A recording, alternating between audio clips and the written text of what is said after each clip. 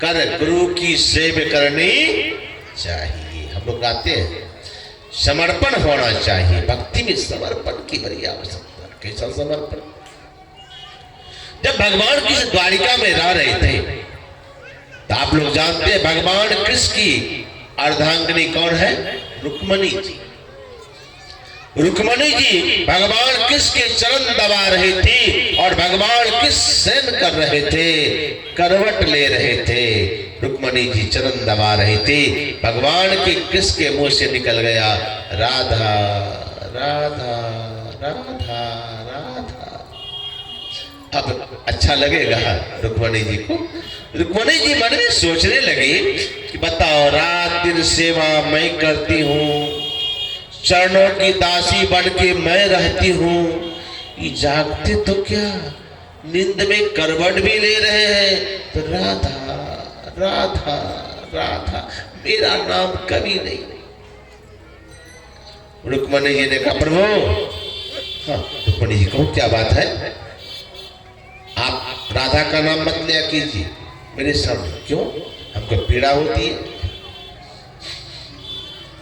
क्या कहा रुक्मणी जी ने? कि हमें पीड़ा होती है प्रभु, इसलिए मेरे सामने राधा का नाम मत लीजिए, मेरे सामने राधा का नाम मत लीजिए। रुक्मणी ने कहा देखो, रुक्मणी से कहा भगवान कृष्ण ने, देखो रुक्मणी मैं नाम लेता नहीं हूं। अरे वो नाम तो अपने यहां जाता है, मैं क्या करूं? नाम लिया नहीं जाता, नाम स्वतः आ जाता है। तो रुक्मणी कहती मेरा नाम क्यों नहीं आता? मेरा भी तो नाम कभी कभी ले लिया कीजिए प्रभु। का कोशिश तो करता हूं, लेकिन करो क्या? राधा मुंह से हटे तब तो रुक्मणी आ गई। मैं जान के नहीं बोलता हूं रुक्मणी। तो रुक्मणी कहने लगी बताइए तो हमें कुछ कमी है क्या? हमें क्या कमी है? हमारे प्रेम में क्या कमी है? हमारे भाव में क्या कमी है?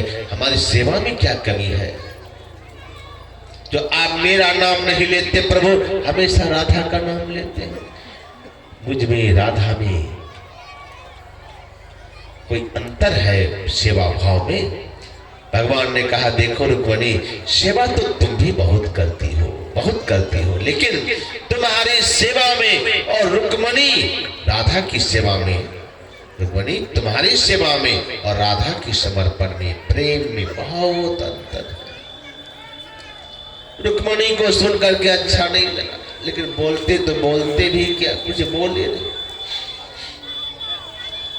इसी तरह से बातचीत होने लगी। अचानक भगवान किस पेट पकड़ लिए। रुक्मणी रुक्मणी क्या हुआ, क्या हुआ प्रभु?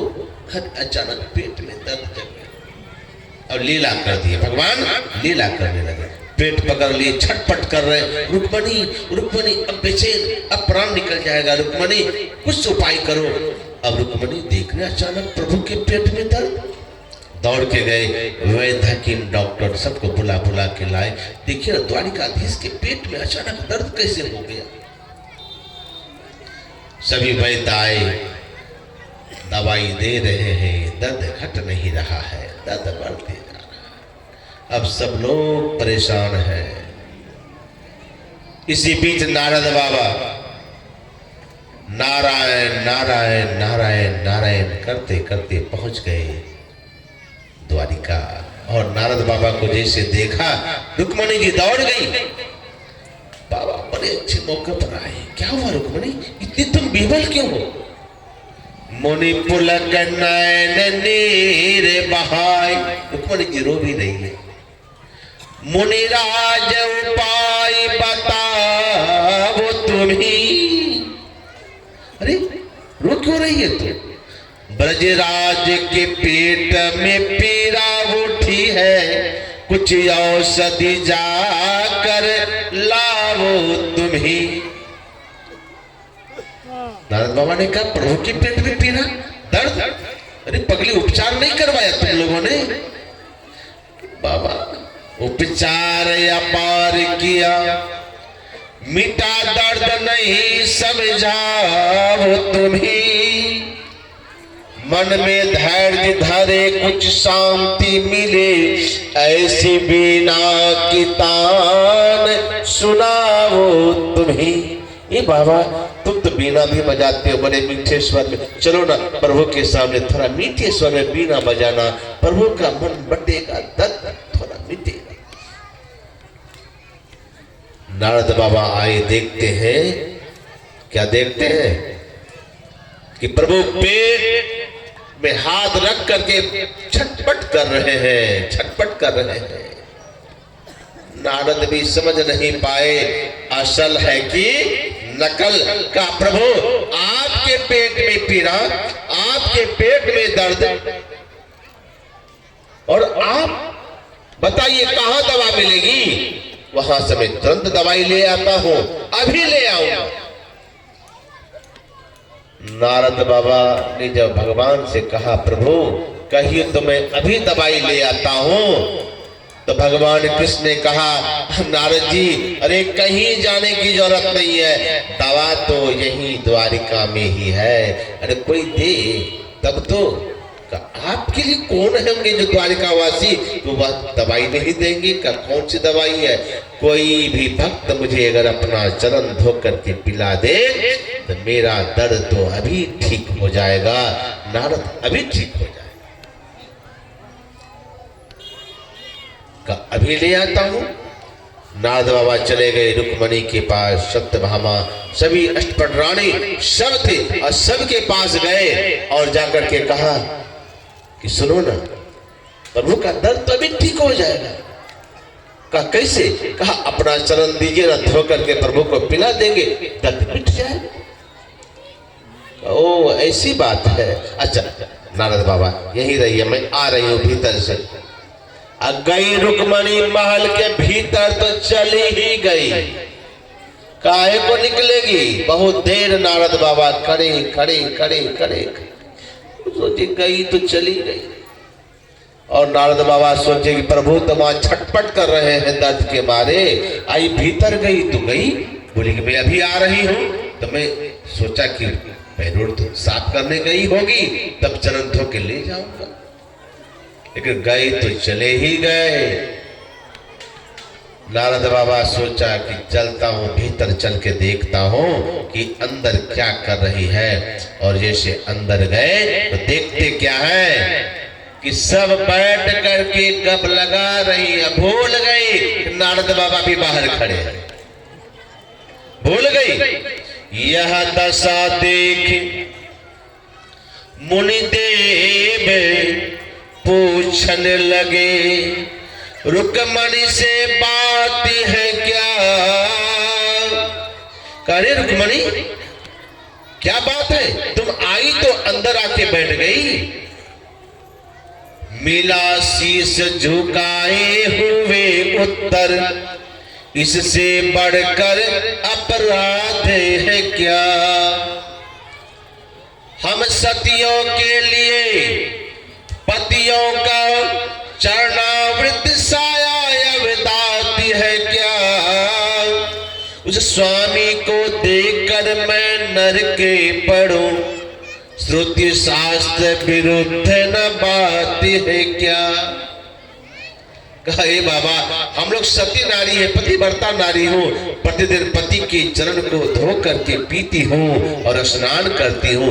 आज उन पति को मैं अपना चरण धो के पिलाऊं, शरीर के टुकड़े करके तो दे सकती हूँ, लेकिन चरण धो करके नहीं दे सकती। नारद बाबा सबको साथ लिए आए, भगवान छटपट कर रहे हैं। हरि ने भी सुना इस उत्तर को, उठ बोले मुस्काते हुए, इन्हें नरक में क्यों डालते हो मुनि, ब्रज जाइए बिना बजाते हुए। कहा बाबा क्यों रुक्मणी को नरक भेजना चाहते हैं? ये तो पहले से बैकुंठ जाने की रिजर्वेशन करा ली है, इनको हमारे नरक भेजोगे? छोड़ दो इनको, छोड़ दो। अरे चरण धोके ही तो लाना है, ये लोग कोई नहीं देने वाले हैं द्वारिका में। चले जाओ, अगर चरण धोके अगर लेना है तो चले जाओ वृंदावन और वहां राधा के पास, और राधा से कहना जरूर वह चरण धो करके देंगे। नारद बाबा वहां से कमंडल लिए बिना बजाते हुए पहुंच गए वृंदावन। और वहां जैसे पहुंचे, राधा जी ने देखा कि नारद बाबा आए हैं, खड़े हैं। कहा बाबा अब द्वारिका से आ रहे हैं, प्रभु के पास गए थे, प्रभु ठीक ठाक तो है? नारद बाबा कुछ बोल ही नहीं रहे। बहुत देर पूछने पर नारद बाबा कहते हैं, ब्रजरानी कहानी अजब, जिस हेतु दास दिखाया हूं मैं, ब्रजराज के पेट में पीड़ा उठी है, ब्रजराज के द्वारा पठाया हूं मैं। तो राधा ने कहा कि प्रभु के पेट में पीड़ा उठी और उन्होंने मेरे पास भेजा, क्या किसी ने कोई उपचार नहीं किया द्वारिका में प्रभु का? क्या किया? उपचार अपार, मिटा दर्द नहीं समझाया हूं मैं, अतः कृपा करके दो चरणामृत लेने को आया हूं मैं। ये राधा बहुत उपचार किया, प्रभु का दर्द मिट नहीं रहा है, इसीलिए मैं चरणामृत लेने आया हूं। राधा अपना चरण देते धो करके ले जाता, प्रभु को पिला देता, तो दर्द तो अभी छूट जाता, मिट जाता। सुन उर राधे का काप उठा, ललिते ललिते बहुत जोर लगाया, यमुना जल ला कर दो इन्हें निज पैर परात के पीछे बढ़ाया। सखी ललिते लाके परात में जल भर करके देती है और राधा रानी चरण रख देती है। मुनि धोइए बिना भाई के, द्वारिका दूर बहुत विलंब लगाया, अतः जाइए दीजिए प्रीतम को, उनके सुख में सुख मेरा समाया। हे प्रभु, हे बाबा, जाइए जल्दी धोइए और जाके प्रभु को चरणामृत दीजिए। नारद बाबा ने कहा, पगली तुमको कुछ पता है? ये चरण धो के किसको पिलाने जा रही हो? किसको?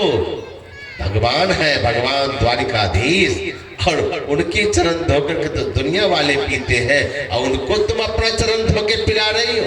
जानती हो बदले में क्या मिलेगा? क्या? अरे पगली, नरक हो जाएगा, नरक। राधा जी कहती है, अच्छा तो आप हमको नरक का डर दिखाते हो बाबा? तो सुन लो, आप क्या कहना चाहते हो? नरक हो जाएगा, मैं डर जाऊंगी? मैं डरने वाली नहीं हूं। सुन लीजिए बाबा, आप मुझे नरक का डर मत दिखाइए। मैं राधा हूं, राधा। जिसमें प्रभु को सुख लगेगा वही मेरा सुख है। आप मेरा चरण को धोइए और धो करके ले जाइए प्रभु श्री कृष्ण द्वारिकाधीश को दीजिए। अगर उनको देने के बाद मेरे चरणामृत से अगर उनका दर्द मिट जाता है और उसके बदले में मुझे एक नहीं हजारों नरक भी मिल जाएगा, ऐसे नरक की मैं आजीवन वंदना करती हूं। ऐसे नरक की मैं आजीवन वंदना करती हूँ। नारद बाबा ने सोचा, धन्य है राधा। चरण धो लिए और लेकर फिर गए नारद बाबा। कहा? द्वारिका, और रुक्मणी बैठी थी। कहा, प्रभु ये है राधा का चरणामृत। और उन्होंने कहा है कि जितनी बार जब जब प्रभु को जरूरत पड़े, राधा का चरणामृत हमेशा के लिए तैयार रहेगा। और कह देना प्रभु से कि मुझे एक नहीं हजारों नरक भी जाना पड़े और मेरे चरणामृत से प्रभु अगर ठीक हो जाए तो ऐसे नरक की भी मैं आजीवन वंदना करती हूँ। रुक्मणी बैठी थी। कहा, देख लिया रुक्मणी, तुम तो एक नरक से डर गई और राधा हजारों नरक जाकर मुझे सुखी देखना चाहती है। बताओ, समर्पण तुम्हारे अंदर है कि राधा के अंदर है? तक रुक्मणी हाथ जोड़ ली, प्रभु मैं हार गई, मैं हार गई। मैं समझ गई राधा के समर्पण के सामने मेरा कुछ भी नहीं। इसलिए आप देखेंगे मंदिरों में भगवान राम के साथ मां सीता की तस्वीर, भगवान विष्णु के साथ मां लक्ष्मी की प्रतिमा, शंकर भगवान के बगल में मां पार्वती। लेकिन कहीं ऐसा नहीं देखेंगे कि भगवान कृष्ण की प्रतिमा लगी हो, बगल में रुक्मणी जी का प्रतिमा नहीं। किसकी प्रतिमा लगी होती है? राधा की। भगवान राम के बगल में सीता, इसलिए कि अर्धांगिनी थी। भगवान कृष्ण के बगल में सीता का रुक्मणी का फोटो नहीं, भगवान राम के बगल में सीता, विष्णु भगवान के बगल में लक्ष्मी, शंकर भगवान के बगल में पार्वती। लेकिन भगवान किसके बगल में रुक्मणी का प्रतिमा नहीं लगता। कोई भी मंदिर में आप दिखा नहीं सकते हैं। किसकी प्रतिमा है? राधा की। राधा कौन? अर्धांगिनी है। अरे सीता तो अर्धांगिनी है, इसलिए बगल में है। लक्ष्मी जी महारानी, लक्ष्मी जी विष्णु भगवान की अर्धांगिनी है, इसलिए उसकी प्रतिमा है। भगवान शंकर के बगल में पार्वती उनकी अर्धांगिनी है, इसलिए उसकी प्रतिमा है। लेकिन राधा भगवान किसकी अर्धांगिनी नहीं है। मन में बिठा लीजिएगा, वह तो उसकी भक्ति है। भक्ति और भक्ति करके भगवान के चरणों में स्थान प्राप्त किया। और जहां भक्त और भगवान में कोई अंतर नहीं, वही तो भक्ति की पराकाष्ठा है। भक्त और भगवान में कोई अंतर नहीं। रुक्मणी की पूजा नहीं, राधा की पूजा। यही तो भक्ति में समर्पण भाव था राधा के अंदर में, जो कि रुक्मणी को भी बगल करके अपना स्थान बना लिया प्रभु के चरणों में। भगवान की पूजा तो हो ही रही है मंदिरों में, और साथ साथ भक्त की भी पूजा राधा की। यह है भक्ति, समर्पण। इसीलिए गोस्वामी जी कहते हैं, भक्ति कीजिए श्रद्धा और प्रेम के साथ। जैसा भाव, जैसा प्रेम राधा के अंदर, वैसा प्रेम अगर हम आपके अंदर भी जग जाए, तो हम भी जाके प्रभु के चरणों में स्थान प्राप्त कर लेंगे, जहां से फिर कभी भी अलग होना नहीं पड़ता। इसलिए सबसे ऊंची